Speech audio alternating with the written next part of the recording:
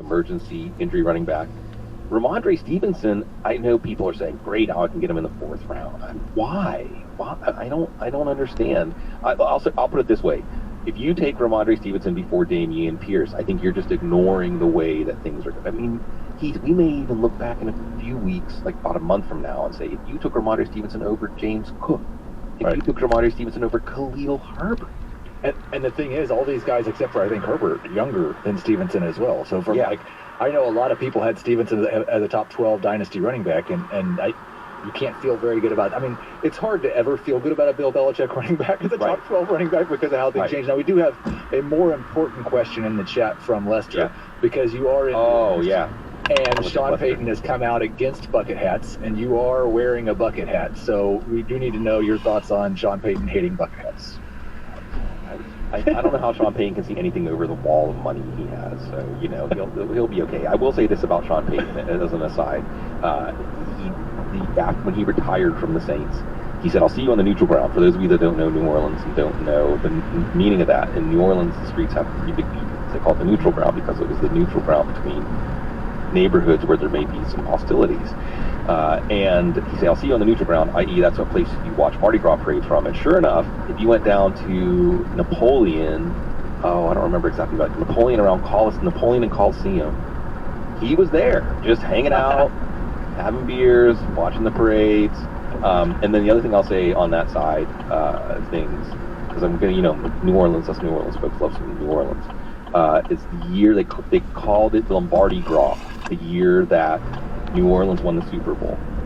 And during Mardi Gras that year, the Saints were on a flip with the Lombardi Trophy, and they actually passed it down. Like, if you were in the crowd, you might have gotten a chance to touch the Lombardi Trophy. So, in other words, Sean Payton always forgiven, even if he hates my bucket hat, because of they won the Super Bowl. It's all That does cure just about everything. A similar situation to the running back news at tight end. It's not a new signing, but Zach Ertz apparently recovered from the ACL, expected to be ready for week 1. This is another guy who everybody's just tried to pretend like doesn't exist, right? Because we're all so excited for the Trey McBride breakout. And I do still have hope for McBride. I think he's a high-end number 2 dynasty tight end right now with the potential to maybe jump into that top 8 discussion really pretty soon.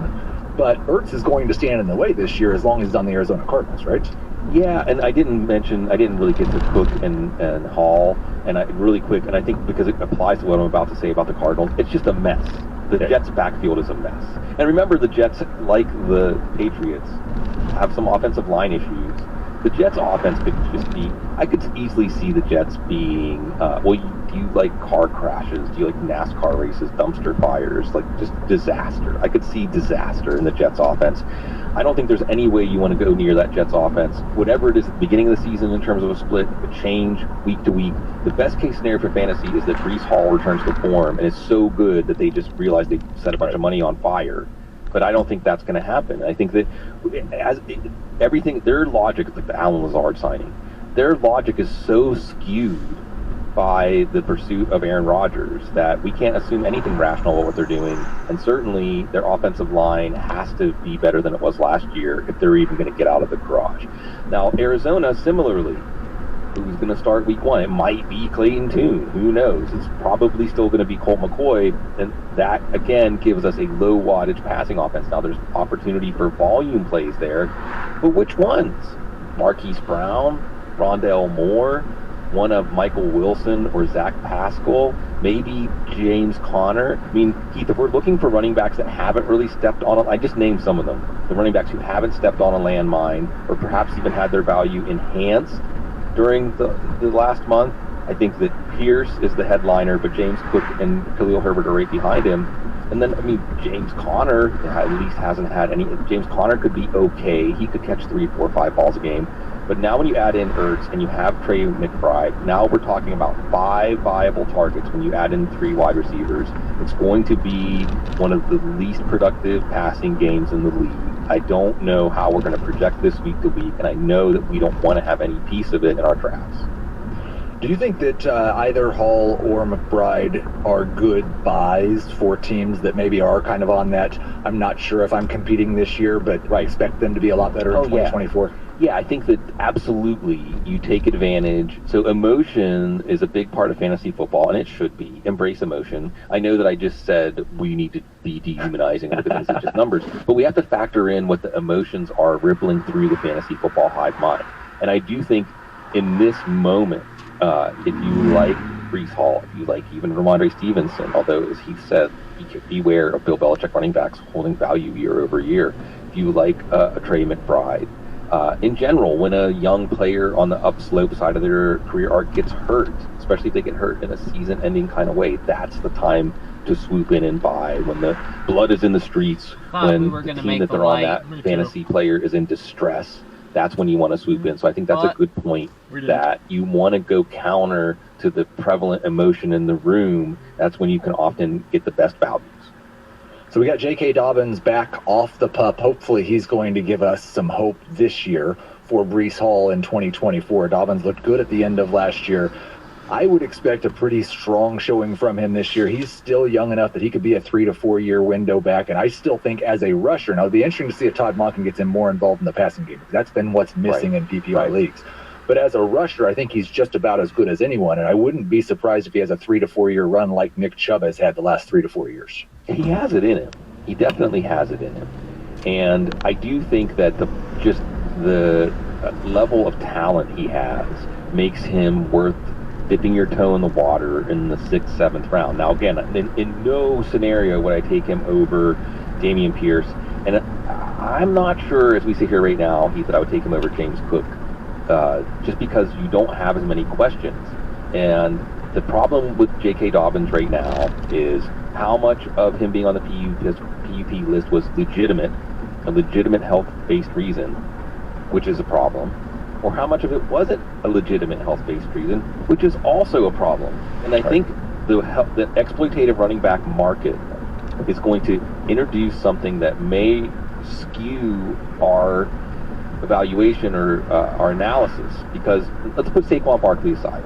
I think Saquon Barkley is just a warrior, and he's not anything but stand by his teammates, okay?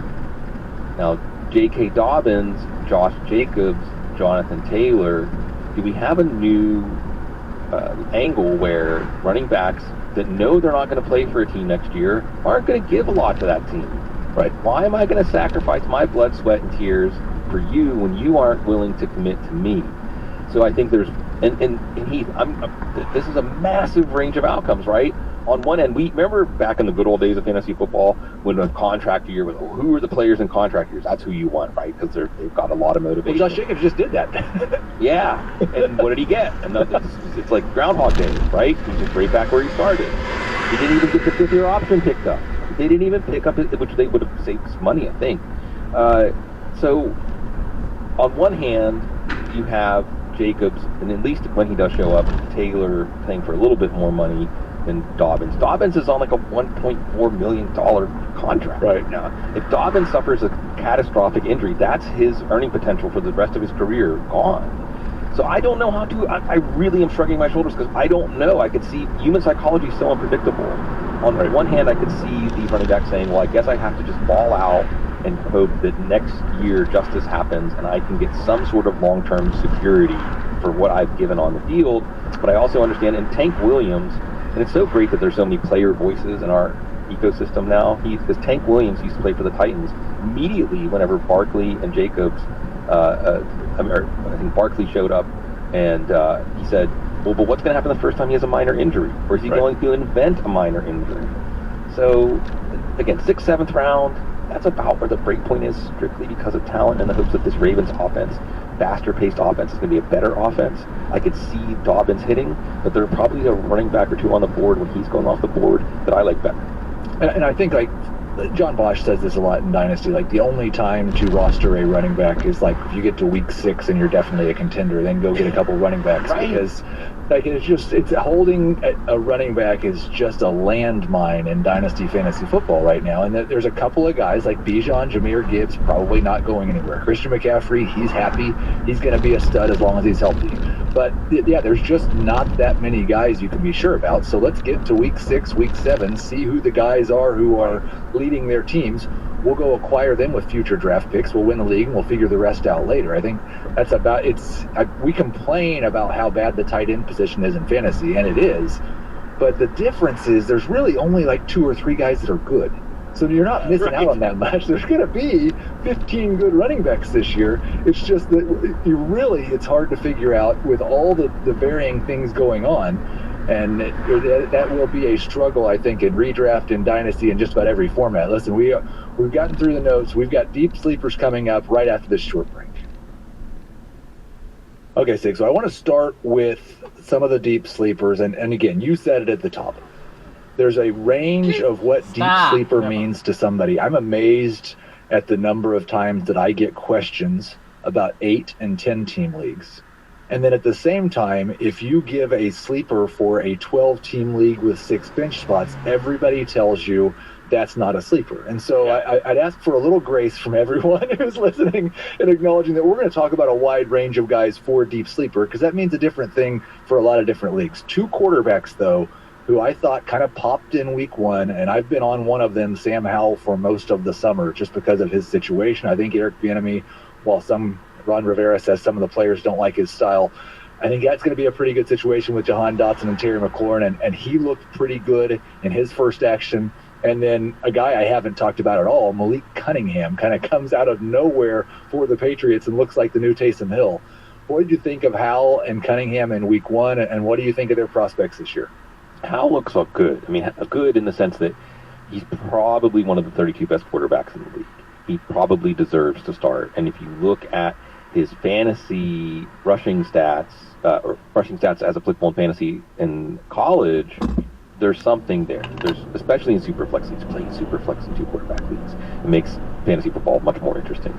Yes. So I think there's something there. Now, the other thing we have to be aware of, I'm going to try to mention offensive line play as often as I can, Heath, because offensive line's rough. Oof, it's rough. It's rough. So we could see Sam Howell as a player who has some potential to level off, at least, again, in that top 32 quarterback where he deserves to start. Higher than Taylor Heineke, higher than Case Keenum, who had that one good year for Minnesota. But we might not know it yet because of the offensive line. But I think that as a potential waiver wire pickup to cover a bye week or an injury, if the offensive line pulls together a little bit, like you said, we want to see what the fruits of Eric Bieniemy's labor are, the tough love that he's bringing there. So I think that it's worth monitoring, and he looks like he belongs. Malik Cunningham is really interesting. Malik Cunningham is interesting first because this is the organization that developed Julian Edelman, right? So they're open to things. They're open to players fitting in a different way than they did in college. And Malik Cunningham's been getting a lot of reps as a wide receiver, but when he came in as a quarterback, he looked like, again, it wasn't too big. Now, yeah, it's the end of the preseason game, etc. I get it. But it's not, you don't have to stretch your mind that wide to think if this team is 4-7 and Mac Jones looks like the way that Mac Jones has looked, and Bailey Zappi is still Bailey Zappi, when do you start thinking, this again, 2 quarterback superflex leagues, you have to be a step ahead of everybody when it comes to finding that quarterback. And I guess the Malik Cunningham topic, I want to emphasize to folks that during the off season, we spend so much time staring at these depth charts, we spend so much time thinking about it, that it feels static, right? It feels like everything is pretty much set and there's a narrow range of outcomes, and we're just trying to figure out where in that narrow range of outcomes. The reality is that it's more like in these wild inflection points where everything goes like incremental change, incremental change, and then woof, big swing, and it's over. And if you were on the wrong side of that swing, you just got clobbered. If you're on the right side of that swing, you're soaring. And Dynasty, as one of our topics, overarching topics here, we could be saying, well, there's no way Malik Cunningham's going to be the quarterback of the future for the Patriots. And then in the matter of like 1 week, where Mac Jones throws 3 interceptions in the first half, and the Patriots are down 21-0 at the half, and they're already basically out of playoff potential. They say, well, let's see what Cunningham can do, and Cunningham lights it up in the second half, and now all of a sudden, Malik Cunningham is the quarterback, at least of the present, right? So I think just the promise he showed, and that this is an open-minded organization. And remember another thing, there was a lot of chatter of a rift, fracture between Mac Jones and Belichick, right? And there's some talk that the ownership is forcing Mac Jones on Belichick. Now, who knows if any of this stuff is true? That we're even hearing this because it's the Patriots. Here's the one rule. Here's how you fit in the Patriot organization. Don't talk to anybody about anything, right? Don't say anything. So just that we've even heard, ooh, there was some friction. Ooh, they didn't like what Mac Jones was doing with an outside quarterback coach or whatever. Just that we're hearing that, there's some fire to that smoke. So I think we have to be open-minded to the possibilities here because Malik Cunningham is doing what we hope, what we wish for all these players. Because the NFL, one of the beautiful things about the NFL is it is still one of the last outposts of the American dream. Where whatever odds you're facing, whatever everybody has said about you, if you go out and you prove you can do it, then that's all behind you. And like, look at Austin Eckler, right? Look at some of these players that had absolutely no expectations coming in. Adam Thielen was a local tryout. You know, teams get to bring in as many players as they want from their local market. You know, there are players who had no expect. James Harrison almost made the Hall of Fame this year. He's got to be in the Hall of Fame. He was cut 4 times, you know? So yeah, let's be open to Malik Cunningham. Let's be open to lots of things that we say, that's never going to happen. Guess what? Every year, lots of never happen things happen.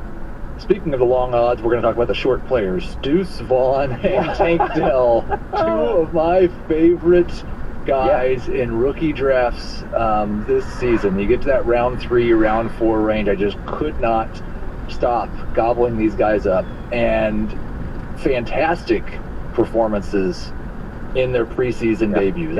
And the response that I get on Twitter, like I share the highlights, I talk them up, and of course the response is he's too small. He's 5'8", he's 160 pounds. He's 5'5". And I just kind of feel like both these guys have already been penalized for that. If Deuce Vaughn was 215 pounds, he would have been a first-round pick by the way that guy moves. He's already been penalized for that. We've already seen Tank Dell penalized for that. The way he produced at Houston, the way he gets open, if he was 6 foot tall and 190 pounds, he would have been picked in the first round. So we don't need to penalize them a second time because of their size. Are you excited about either of these guys in terms of long-term potential? And I guess which one of them are you more excited about? I think long-term potential, probably Dell. But I think you're right to point out that players with low BMIs, players that are shorter than you need to be, thresholds are important. When I first started going out on the road to the college all-star games and being part of the draft scene, I remember one of the things that I learned was their thresholds. And some of these they're still holding, right? Like a tackle needs to have 34-inch arms, quarterbacks 9.5-inch hands, and all these different things, right? And I think that these players were outside of the previous thresholds. But I also think the game has changed. You have more college concepts in offenses. They're spreading the field more. I like to say every team needs to have a player that can force the defense to honor the jet sweep, right? So there's a lot more room. Tutu Atwell is a player who's coming on. And obviously McVay took him in the second round, so McVay thought, hey, these players that most people would just put a line through and say too small for the NFL. Now, Dell is especially interesting. I'm going to bring in stories, of course, again, because he and C.J. Stroud are buddies from the draft scene, and the word is that Stroud asked for them to take Dell. That matters. Look, when the bullets are flying out there, quarterbacks, the relationship and chemistry they have with the receivers, that matters. So I think Tank Dell has that long-term potential, working the middle of the field, especially because C.J. Stroud is a quarterback that we saw within structure is fine. Outside of structure, so if Tank Dell's that first read, uncovering early in his route, so that if the offensive line, which has had a lot of injuries, is forcing him to get the ball out quickly, then I think that Tank Dell's really interesting. Deuce Vaughn is interesting because Malik Davis, who was the number 3 last year, has not seized the number 2 job. And I love Tony Pollard, and everybody should take Tony Pollard in the second round, all right? But he's never had to hold up under a large workload, the workload they're planning on giving him. Right. So we need to know who's up next. And again, a great story. Hey, you want to go with Dad to work? Beautiful. I'm going to tear up just thinking about it. But, you know, those kinds of beginnings to a story, I would love to see the Cowboys, except for Jerry Jones, rewarded for buying into that human story. And I think, like you said, Deuce Vaughn showed that quickness and showed that he belonged. And if this trend continues, I think he's going to be the guy that you want if Tony Pollard goes down. Well, I think the thing is, like, yes, Malik Davis and even Rico Dowdle, like, they look more like NFL running backs. But they can't do the things Deuce Vaughn can do. The moves he makes in the open field, there's not more than 15, 20 guys that can make those kinds of moves. So, like, find a way, and we talked about it. Like, you talked about the different thresholds we used to have. Well, it used to be that guys like, honestly, probably Jalen Hurts and Justin Fields didn't get the chance to do what they did. It not very often as a guy like Josh Allen got the 2 years of really poor throwing to get a chance to develop into what he was. Like, we're seeing the teams that win find a way to use the guys that have special skills that are better than everyone else. And so I do think give these guys a chance. There were 3 more running backs. One of these was one of my favorites before the preseason, really before the NFL draft. Israel Abanikanda, everything just fell apart. Let's hope that maybe he ends up on a different roster or has a chance in 2 or 3 years. But 2 other guys who popped: Chris Evans, a guy we've been waiting on for a couple of years, and Elijah Dotson. Like, are you excited about either of these guys? Well, Dotson has to be watched because Joshua Kelly, Isaiah Spiller, these guys have been given opportunities and not really seized the day. If Austin Eckler goes down, and even if Austin Eckler doesn't go down, there's opportunity. There's enough in that offense for there to be a second running back who has at least marginal value week to week, but certainly injury upside if Eckler goes down. So we have to watch this. Even if let's put it this way, if Dotson makes the team, I don't think Dotson will be the number 2 running back, and they just released Larry Roundtree, right? So this is a good sign for Dotson. If he makes the team, it could be one of those situations where if Eckler misses extended time, their plan A is let's go with Kelly, let's go with Spiller, but Dotson could force his way in the similar way that Jaylen Warren has for the Steelers. Nobody had Jaylen Warren at where he is with the Steelers. At this time last year, nobody had Jaylen Warren as pretty much a 1-8 for the Steelers. So let's keep that in mind. And remember, for Dynasty, this is a wide open situation next year. Probably they'll draft a running back, but this is a wide open situation for next year. Again, Isaiah Pacheco, right? Who had him where his value is right now at this time last year after a good camp? So I think that absolutely Dotson is somebody that we need to watch. And Evans is interesting because we know he has receiving chops. That was one of the things that he got drafted on. Then also he's in Michigan. Don't you just feel like Michigan hasn't really been showing us the best of their, like Nico Collins, Donovan Peoples-Jones, right? Like the Michigan's offensive skill players have had to overcome the perceptions about them based on how they produced and performed at Michigan. And Chris Evans was one of those guys. I think he was a highly touted recruit. I think measurables-wise, physically, he's what you wanted. He just fell well into the 3rd day because it was kind of mysterious. And COVID, the season threw things off and just lost a lot of momentum, I think, in his career. But now you're seeing him potentially emerge with Travion Williams banged up. Chase Brown is interesting, although I don't know at this early juncture of his career that he's a running back that the team's going to trust. Right. So we just want to know if Joe Mixon goes down, who's the guy? Because much like the Chargers offense, the Bengals offense is going to just produce running back numbers as residue of them going up and down the field and scoring points. It doesn't even matter how good the running back is. So the next in line is important. It looks like right now that's Evans. We've got some wide receivers who popped in. One that I saw, we've already talked about Tank Dell, but I was watching, of course, that Saints-Chiefs game. Yeah. And man, A.T. Perry comes onto the field with Jameis Winston. And it's like, wait, he should have been playing with the other guys. He should have been playing with the first team, just absolutely destroying anybody who was trying to cover him. And we know Michael Thomas's injury history. I'm not sure there's anybody else other than Chris Olave who's definitely ahead of Perry. This was a guy who had a little bit of steam before the draft as well. You know the Saints as well as anybody except for maybe the Steelers. So how do you feel about Perry? Yeah, I think mentioning Michael Thomas in the same breath is important because, like you said, it's like Michael Thomas, at least he got paid before all this happened. Because I don't want to poke fun like what's the pool? What do you have week 5? I've got week 4. That's going to be this season-ending injury. But once something happens a few times, we have to say it's more likely that it continues to happen than it doesn't. The trend reverses. When they picked up Perry, I thought, and again, Perry is a guy, if you go back to pre-draft evaluations, he he was considered, a mid-round pick, a third to fifth round pick. He did not end up there. That doesn't mean that everybody who evaluated him as at least an NFL contributor, if not more, was wrong. And his game maps to Michael Thomas's game very well. So I think that's the other thing, that if there's a role in the offense for a player with a big wingspan, a player that can win contested balls in short and intermediate zone, Perry is that guy. The other guy I'll mention, he's out with a groin injury, just because I got to mention Rashid Shaheed. I got to mention Rashid Shaheed because, again, as an undrafted free agent last year, I think his numbers, Heath, were something like 28 for 480 something and 2 touchdowns. And that was on 34 targets. He had almost 500 yards on 34 targets. So what happens if he gets 80 targets or 90 targets this year? Derek Carr, who's supposed to improve the deep passing game, say we will about Andy Dalton, deep passing is not his forte.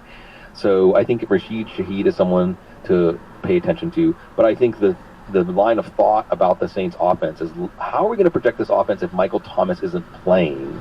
Right. Is one that we want to be a step ahead when it's time for the waiver wire pickups or your last round pick, to make sure that when everybody else is scrambling and trying to figure out who to pick up or how does this affect the offense, you already know.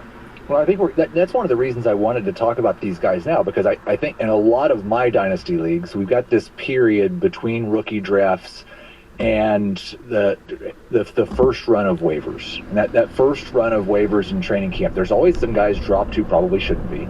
And there's always some rookies who didn't go in the first 4 rounds of the rookie draft who all of a sudden everybody's gobbling up. I think Perry's going to be one of those guys. But I also think Shaheed's someone who's probably sitting, because of his strong finish last year, towards the back of people's rosters. And so I know you're going to hate me for doing this, but you're sitting there with Rashid Shaheed on your roster, and you see A.T. Perry on the waiver wire. Are you making that transaction, or is it close enough to where you just kind of shrug?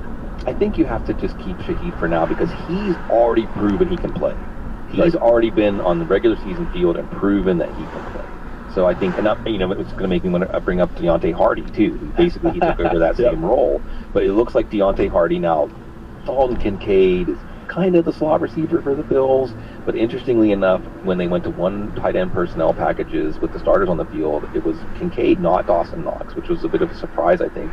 So if Dawson Knox is on the field, not on the field in the 11 personnel, as they say, which is 3 wide receivers and 1 tight end, and Kincaid is on the field as an inline tight end, then that gives a lot more opportunities for that slot receiver, which may or may not be Hardy. But the important thing is for this, especially with best ball on the rise, people should know the players who have higher value targets. Maybe they don't get as many targets, but often they get targets further downfield, targets that can turn into long touchdowns and long plays. And then can the offense support that?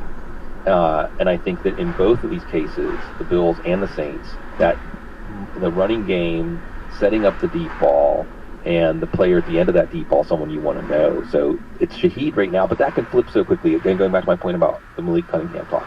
Right. This stuff, you got to be agile. You got to be nimble and be willing to throw away what you thought was real and replace it with what your eyes are showing you is real. And Heath, I think, whether it's dynasty or redraft, and playing dynasty leagues gives you a lot more opportunities to profit or benefit from seeing these things. I think in fantasy football, one of the biggest flaws people have is they don't act because they want to see more evidence. I want to see more evidence. I want to see more evidence. By the time you see enough evidence to feel some sense of, it's too late. It's over. The window's over. The window closed. So keeping your mind massaged and limber for all the possibilities, and then we watch that first 2 or 3 weeks, maybe even be a little impulsive and act on week 1, overreact week 1, if it matches your priors. That's one of the other things. Hey, if things are just reinforcing your priors, sometimes your priors were right, so it's okay. It's okay. It's okay to put weight on things that reinforce your priors. Right. So I think being ready to act decisively before other people are. You will stub your toe sometimes. No doubt, if you're willing to make these kinds of moves, you will look back and say, that was rough. But overall, you will do a lot better than if you're the dynasty player or the redraft player who says, I got to see another week before I'm really willing to accept this. This was definitely a guy in the chat here for Sigmund Bloom. Got to drown a lot of worms to catch a few fish. that somebody once said that wearing a bucket hat. Absolutely, for sure. We got about 10 minutes left here with Sigmund Bloom. We've got a few more deep sleepers for you right after this break.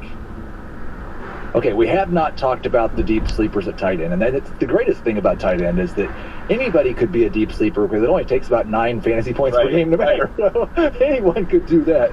There are two. One of them did kind of pop in week 1, Jake Ferguson, and he was someone who I think a lot of people didn't even expect to be the lead Cowboys pass catcher at tight end this season. And then another has been, I guess we'll call him a post-hype sleeper, but Irv Smith. Landed in Cincinnati, has had some very good practices with the team, taking over that Hayden Hurst role last year that was about 5 targets per game. I think like punting the tight end position makes a ton of sense if you don't have Travis Kelce or Mark Andrews. If you've done that, are these the types of guys that you're maybe looking to add as we head into the season? Yeah, to expand the scope of your question, I think that just to give a quick primer on tight end draft strategy, I do think that there's a position also that you take one of Kyle Pitts or Darren Waller. If it's going to be a top 3 tight end that you can get outside of the top 3, it's probably one of those 2 guys. And there's reasons to think that they're both going to be much closer to their ceilings than their floor, depending on how things go. And then I agree with you after that. You maybe David Njoku, but you probably just want to wait and do a shotgun approach, throw a bunch of darts, see what happens. I think absolutely Ferguson is on your list, Smith's on your list, the 3 rookies are on your list. Forget about all that stuff that the rookies can't contribute. Yes, rookies can contribute at tight end. Look at how many rookies were contributing at tight end by the end of the year last year. All right, and these were not very heralded rookies either. But you have in Laporta and Kincaid, who I already mentioned, and Luke Musgrave. That's a guy who also needs to be on your list, especially with Jordan Love looking pretty ready. I mean, not like he's going to set the league on fire or anything, but competent, ready to be competent in this offense. The rookies are definitely in that mix. Taysom Hill's probably still in that mix. He is the short yardage running back for the Saints. You know, that alone. You don't think he loses any of that to Jamal Williams? I don't think so. I think I think that why would you? Especially with, I think they should try the tush push with. I mean, Taysom Hill's his own tush push. You know, but I'm just saying that play, it's a copycat league, Keith. You know, that play to convert. I mean, maybe Jamal Williams but again, we're talking about a shotgun approach. You're not just taking Taysom Hill. You're taking Taysom Hill and then the other 2 guys I would put in that group. Your speculative tight ends. Your Jake Ferguson's a good one. Look, we know Dalton Schultz is just a guy. Okay. Right. I mean, I'm not taking anything away from him, and Dalton Schultz could still have some value this year in Houston, but that role was where the value was. Blake Jarwin looked like he was going to be the guy before he blew up his knee. Well, the ghost of Jason Witten was a top 12 tight end. Exactly. So Jake Ferguson is the clear tight end 1. Now Peyton Hendershot has been getting in on some passing downs. He is an athletic tight end on his own. And then there's Luke Schoonmaker, who's coming back from his foot issues, and they like him to be the tight end of the future. But there still could be a window. And you mentioned something earlier, there's going to be 15 good running backs. Well, it may even be like there's 30 good running backs, but some of them are good for 4 weeks or 6 weeks or 3 weeks. As my co-host Salami says, windows. And Jake Ferguson could be a guy where, okay, you do the shotgun approach, you start Jake Ferguson, maybe for the first 4 or 5 weeks, Jake Ferguson gets you through, and then Luke Schoonmaker's ready to do more, but by then you've jumped over to somebody else who's coming on. Maybe one of the rookies has come on because they've gotten over the turbulence at the beginning of their career. Let's talk about Irv Smith.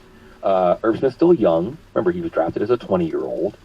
I don't think that he and the Vikings ever got along. I don't think he fit with the Zimmer, and I can tell you he didn't get along with Thomas Schaefer for sure. I want to hear that story. And I think that you're looking for that fresh start. And as you mentioned, Hayden Hurst, also CJ Uzomah is another one. Both of these guys got paid in this role. Yeah. And Irv Smith has more to offer than Uzomah for sure. And I think Hayden Hurst was just, the Ravens, obviously they way overdrafted him. And Mark Andrews obviously was the guy. And it worked out fine for them taking that double shot at tight end and taking Hurst ahead of Lamar Jackson. So what you're hearing about Irv Smith is, first of all, Irv Smith's excited and engaged. Irv Smith's saying, I'm getting coaching here that I wasn't getting before. And then the Bengals are saying, we can do more with Irv Smith than we did with our previous tight ends. So these are all really good things. So I think Irv Smith is somebody that we want to be open to redemption. We want to be open to him making something out of his career after it hit a dead end in Minnesota. I've got like 6 more guys on the list here, and I'm not going to do what I did to you earlier. Make you choose one. I'm going to let you choose 2. Okay. Your 2 favorites. So Clayton Tune, the quarterback for Arizona, kind of battling Colt McCoy for that job until Kyler Murray comes back, assuming he comes back this year. Evan Hull, Deneric Prince, a couple of rookie running backs who may have more opportunity than we thought. Michael Wilson, John Mechie, and then Demario Douglas coming out of nowhere for the Patriots. What's up with the Patriots and all these sleepers, right? Who are your favorite 2 deep sleepers for dynasty purposes out of that group? I mean, Hall is another one that's just, I almost wonder if he's not deep enough. But the thing you got to love about Hall is he's got the receiving chops, and it almost seems like the universe is making a path for him between the Jonathan Taylor stuff and Zach Moss. He's playing ahead of Deion Jackson. So I like Evan Hall a lot. Prince, I mean, you're a Chiefs guy. Has there been a day that he wasn't mentioned in the training camp reports? No, it's every day, and it's almost always attached with, I wonder if the Chiefs will use him more in Jerick McKinnon's role, which makes perfect sense. Like, the people that are counting on Jerick McKinnon to do anything in September, October, and November, I feel sorry for, because I think he's going to be a break glass when needed, until we get to the postseason. But yeah, I think he could fill some of that McKinnon role early in the year, and then McKinnon, at his age, he could fill that McKinnon role for 2 to 3 years to come. The Chiefs love cheap running backs. They apparently learned their lesson with drafting Clyde Edwards-Helaire in the first round. Yeah, and I think that Prince, it's easier for me to come up with a scenario where Prince matters in fantasy football than one where he doesn't, because we know who Clyde Edwards-Helaire is already. Love Isaiah Pacheco, but he runs with no regard for his health whatsoever. He had to have 2 off-season surgeries. And then you have McKinnon, and I'm so glad that you're broadcasting this for everybody to understand. Don't draft Jerick McKinnon. Just wait for him to get dropped, like, around Halloween. Because they're not going to use him until December. He was a league winner last year. He's probably going to be a league winner again this year. At the very least, you need to be open to that possibility. But it depends on the length of your bench. You know, your deep league, 16-team leagues where you have 20 roster spots, you don't play a kicker or defense, you can afford to just leave Jerick McKinnon on your bench for 3 months. But otherwise, Prince, and it's not just the receiving, although that has been the rave reviews that he's gotten mostly are around his receiving ability. But he had, I believe, the best speed score, which is like weights, speed divided by weight or whatever. I don't know what the computation is. The point is it takes into account how big is this player, not just how fast are they, because it expects if you're small, you're supposed to be fast. If you're big, you're not supposed to be fast. So Prince, in that calculation, was the number 1 running back in this class. So I think you have big play ability against those light boxes that Patrick Mahomes creates, too. And, again, I'm going to come back to this point. Things change really fast. They might go into